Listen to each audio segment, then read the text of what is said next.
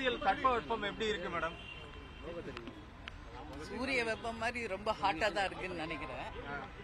ஏன் இவ்வளவு பரபரப்பா இன்னைக்கு எங்க தலைமை கழகத்துக்கு வந்திருக்கேன்னு எனக்கே இன்னும் புரியல.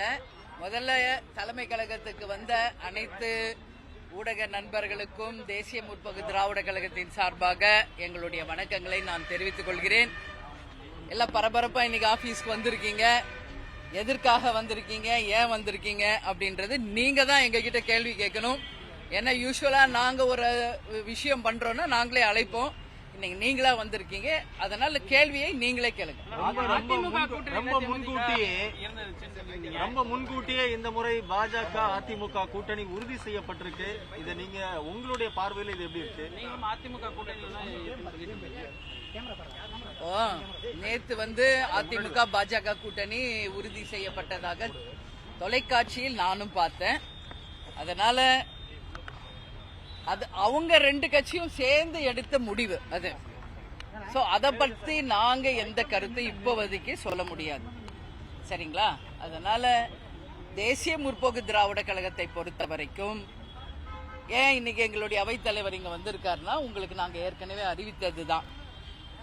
ஏப்ரல் 30 தருமபுரியில செயற்குழு பொதுக்குழு தேசிய முற்போக்கு திராவிட கழகத்தின் சார்பாக நடத்த இருக்கிறோம். அதற்காக இன்றைக்கு ஆலோசனை கூட்டம் தலைமை கழகத்தில் நடக்குது. அதனாலதான் துணை செயலாளர்கள் சுதீஷ், பார்சாரதி, அவைத்தலைவர் மற்றும் மாவட்ட செயலாளர்கள் எல்லாமே இங்க இருக்காங்க. இந்த ஆலோசனை கூட்டம் நடக்க இருக்கின்ற செயற்குழு பொதுக்குழுவை குறித்து நான் என்ன உங்களுக்கு சொல்றேன்னா, ஏற்கனவே உங்களுக்கு நான் தெளிவா சொல்லியிருக்கேன். தேசிய முற்போக்கு திராவிட கழகத்தை பொறுத்த வரைக்கும் எங்களுடைய கட்சி வளர்ச்சியையும் எங்கள் கட்சி பணிகளில் மட்டுமே நாங்கள் இப்போ முழு மூச்சாக அதுல இறங்கி அந்த வேலைகளை மட்டும்தான் நாங்கள் செய்து கொண்டிருக்கிறோம். எனவே 30 செயற்குழு பொதுக்குழு தர்மபுரியில நடந்தன பிறகு யார் யாருக்கெல்லாம் முக்கிய பதவிகள் என்பது அன்னைக்கு மிக முக்கியமாக அறிவிக்கப்படும். அதற்கு பிறகு என்னெல்லாம் முக்கிய செய்திகள் அறிவிக்க போகிறோம் என்பதை நீங்கள் செயற்குழு பொதுக்குழுவில தெரிந்து கொள்ளலாம். அதற்கு அடுத்தெல்லாம் நாங்க என்ன அறிவிக்கிறோமோ அதற்கான பணிகளை நாங்கள் தொடர்ந்து செய்ய இருக்கிறோம். எனவே 6 மாத காலத்திற்கு தேமுதிகவை பொறுத்த வரைக்கும் எங்கள் கட்சி வளர்ச்சி, எங்கள் கட்சி பணிகள், பூத் கமிட்டி அமைப்பது, தமிழகம் முழுவதும் இருக்கின்ற எங்கள் தொண்டர்களை சந்திப்பது, இது மாதிரி எங்களுடைய பணிகள் தொடர்ந்து கொண்டிருக்கிறது. அதனால நீங்க நினைக்கிற மாதிரி உங்களுடைய யூகங்களுக்கோ உங்களுடைய கற்பனைகளுக்கோ தேமுதிக கிடையாதுங்க. அதை நான் உறுதியாக சொல்கிறேன். ஏன் இதை சொல்றேன்றது நீங்க புரிந்து கொள்ள வேண்டும். இன்னும் சற்றேறக்குரிய 1 வருடம் இருக்கிறது தேர்தலுக்கு. அதனால நாங்கள் இந்த முறை மிகவும் யோசிச்சு நிதானமா தான் முடிவெடுப்போம். 6 மாசம் எங்க கட்சி வளர்ச்சியை மட்டுமே நாங்க குறிக்கோளை கொண்டு அதற்கான பணிகளை மட்டுமே செய்து கொண்டிருக்கிறோம் என்பதை தெளிவாக உங்ககிட்ட நான் சொல்றேன். பாஜகவின் நெருக்கடிக்கு அதிமுக பணிந்திருக்கிறது அப்படிங்கிற கருத்தும் நிலவுது, உண்மையா? இதை நீங்க பாஜக தலைவர்களும் அதிமுக அண்ணன் எடப்பாடியார் அவர்கள் கிட்ட கேட்க வேண்டிய கேள்வியை தேசிய முற்போக்கு திராவிட கழகத்தின் என்னை கேட்பது இது சரியான ஒரு பதிலாக இருக்காது. ஏன்னா ஆலோசனை கூட்டத்தில் கலந்தது அவங்க 2 பேரும் தான், பேசினது அவங்க தான். அங்க என்ன பேசினாங்க என்பதை நம்ம யாருக்கும் தெரியாது. அதனால யூகங்களின் அடிப்படையில் நான் பதில் சொல்ல முடியாது.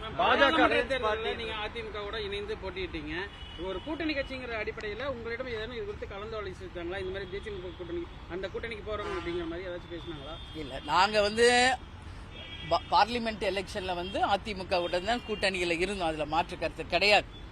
ஆனா இப்போ இன்னும் 1 வருஷம் தேர்தலுக்கு இருக்கிறதுனால நிச்சயமாக எங்கள் கட்சி வளர்ச்சி, எங்கள் கட்சி பணியை மட்டும்தான் நாங்க போக்கஸ் பண்ணிக்கிட்டு இருக்கோம். எந்த கூட்டணிக்கு போறோம், யார் கூட்டணிக்கு போறோம் அப்படிங்கறதெல்லாம் இன்னும் நாங்க டிசிஷனே எடுக்கல. இதான் உண்மை. அதனால எங்க கிட்ட யாரும் கலந்து ஆலோசிக்கவும் இல்லை, நாங்களும் யாருடனும் பேசவும் இல்லை.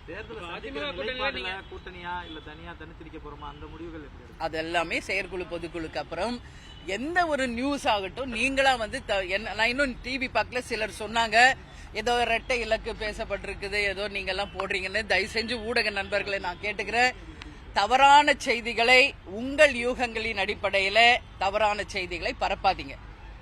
தேமுதிக ஒரு விஷயம் உங்ககிட்ட சொல்றேன், நாங்க தலைமை கழகத்தில் அதிகாரப்பூர்வமாக அறிவிப்பது மட்டும்தான் உண்மை செய்தி.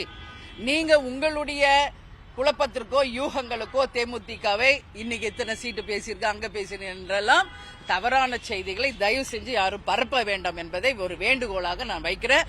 அப்படி ஒரு டிசிஷன் எடுத்தா கண்டிப்பா உங்களை எல்லாம் அழைச்சு உங்க முன்னாடி தான் அதை நாங்க அதிகாரப்பூர்வமா அறிவிப்போம். அதுல மாற்று கருத்து இல்லை என்பதை நான் சொல்றேன். பாஜக மாநில தலைவர் மாற்றம் உங்களுடைய கருத்து இல்ல, இது அது அவங்க கட்சி டிசிஷனுங்க.